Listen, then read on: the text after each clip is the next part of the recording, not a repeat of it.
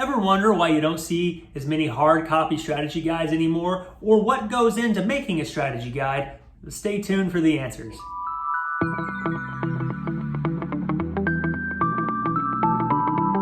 So I was sitting around the house the other day, and I got a little bored, so I got up and I started looking through some of my old things, opening some boxes up, looking on some shelves, and I came across two gem of items, or however that's said. I don't even know how that's said, but I found two things sitting on a shelf that I didn't even realize and remember that I had, and it was awesome. It brought me back down memory lane.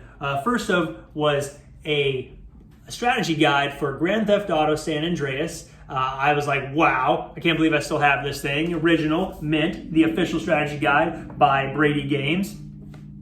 And then I found a Legend of Zelda Twilight Princess strategy guide, the official Nintendo seal down there. It was like, wow. And it was funny, I don't have either of these games anymore, yet I still have the strategy guides. And it got me to start thinking about, wow, how come I haven't seen that many paper copy strategy guides anymore? I see them every so often, but you don't really find them the way you used to. Heck, big box stores, Walmarts and Targets used to sell them, when games released, but you barely see them there anymore. GameStops, you can find them there, but they're usually some sort of special release, special edition, collectible item kind of thing now, right?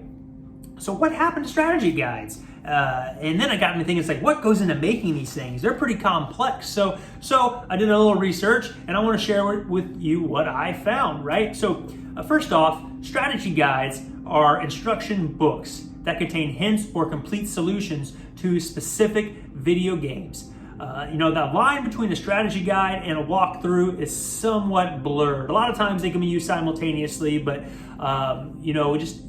strategy guides are often written around the walkthroughs, right? The walkthrough gives the beginning to end, overview of the game, or beginning to end, step by step of the game. Whereas a strategy guide is like, hey, walkthroughs say, hey, this is when you're going to fight this boss. Strategy guide is like, hey, here's some ideas on how to defeat that boss. If that makes sense, right?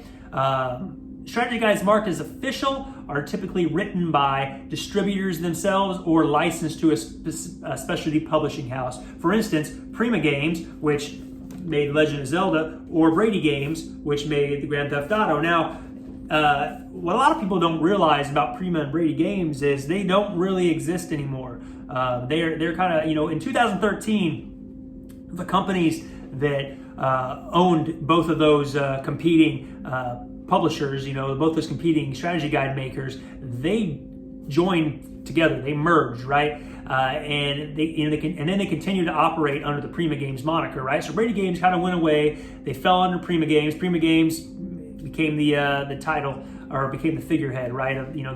So Prima Games was it. They were the hot ticket, and they were making all the paper copied strategy guides.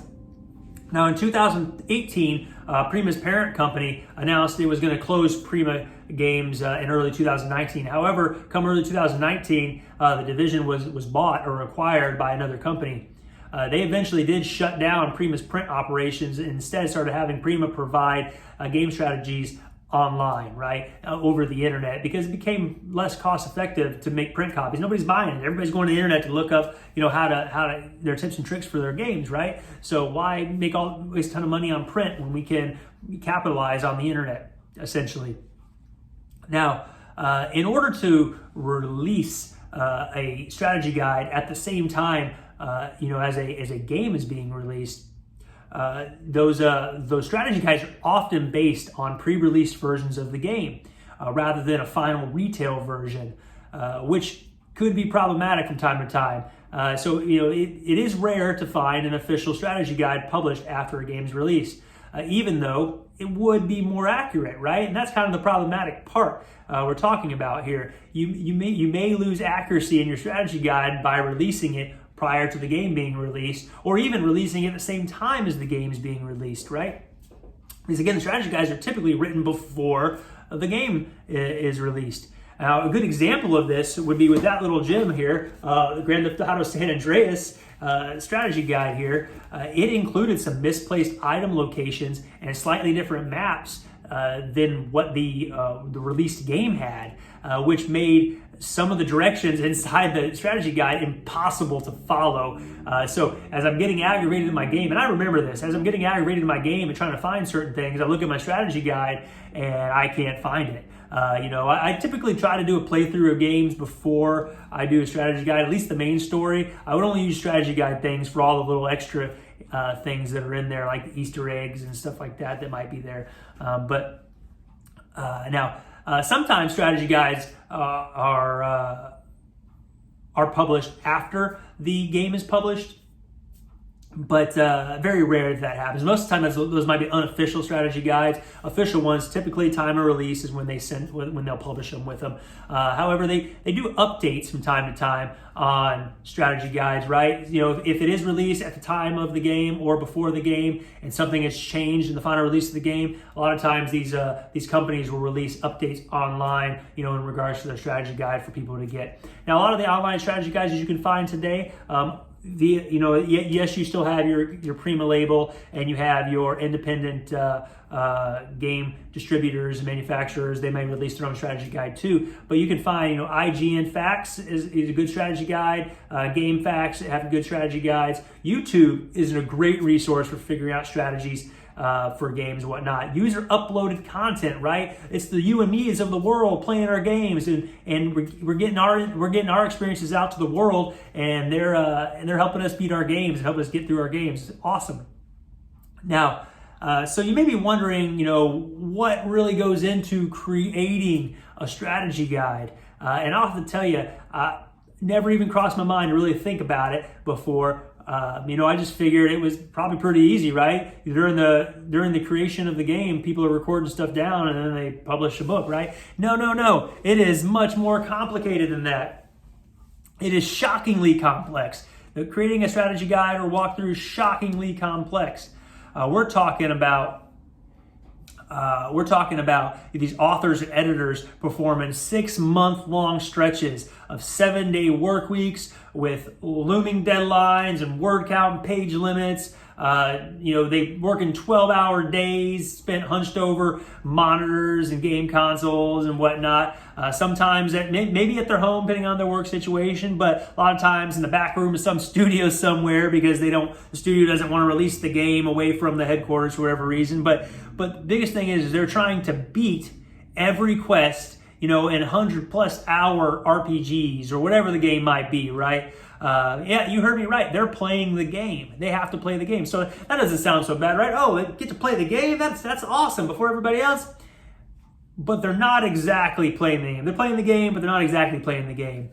What they're doing is they're checking and double checking the game's content for accuracy. A lot of times based on information given by the game developers, on, hey, this is where locations are, blah, blah, blah, blah, blah. Maybe Excel documents or maybe some rudimentary maps that are developed by the game developers or made by the game developers. But they're checking and double checking the game for accuracy based on that information from the developers and their own observations, obviously, right? They're writing down and recording their own observations through the game. For example, not only do the writers of these strategy guides have to map an entire world landscape, think about something like Skyrim or Fallout, the size of those games. They have to map everything out, all primary locations, all secondary locations, all non-named locations. They're mapping it out for us, right? They must catalog, sort, and describe every single gun, sword, helmet, potion, blueprint, material, artifact, food,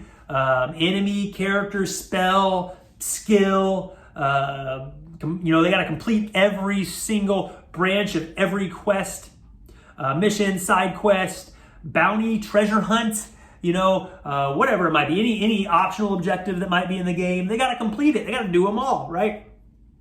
And they have to complete strategies for the mini games and the tactics for every boss, and the strategies for those as well.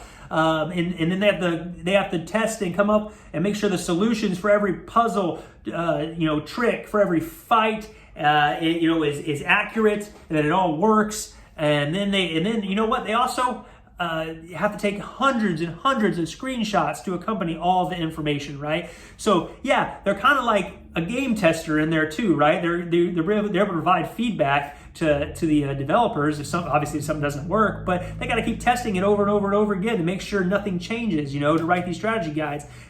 I can't even imagine having to do that. It'd almost take the fun out of the game. It'd be crazy. The worst part is the game may not be out for several months. They may finish their work on making a strategy guide, but the game might not be out for several months, which means something could change. And all the work they did could be undone based on that change. That is insane to me. But when that happens, like I've said, when that happens, usually an update for the guide will be put out online by either the game developers or, the publishers of the guide itself. But all in all, I feel like we should thank the unsung heroes of the strategy guide building world, right? Because they're doing this to provide us the best possible playthrough of our games, right? At least, I try to play through at least the main story of a game without looking at a strategy guide. But they build these strategy guides so we can experience every last little facet of a game. Hopefully, every last little facet of a game, and there's tips and tricks and things like that in there, that are good. Sometimes they talk about those little Easter eggs that we've come to know and love in our games that have kind of spawned over the years. Talk about how to get all those achievements and all those trophies that we got. So yeah, we should thank the unsung heroes of the publishing world for getting us these strategy guides here. And I truly hope print strategy guides come back for anything, just because they're cool to collect, man. I don't have an abundance of them, but some people out there, they really like collecting them and they enjoy collecting them. And that's really what they've turned into these days, are just collectors items, the print copies, because again, most everything's online. You don't need to buy them. But this beautiful artwork and cool little mementos of the game. That's what it is. Hey, that's all I have for y'all today. Thank you very much for tuning in. I hope we see you back next time. Take care now. Bye-bye then.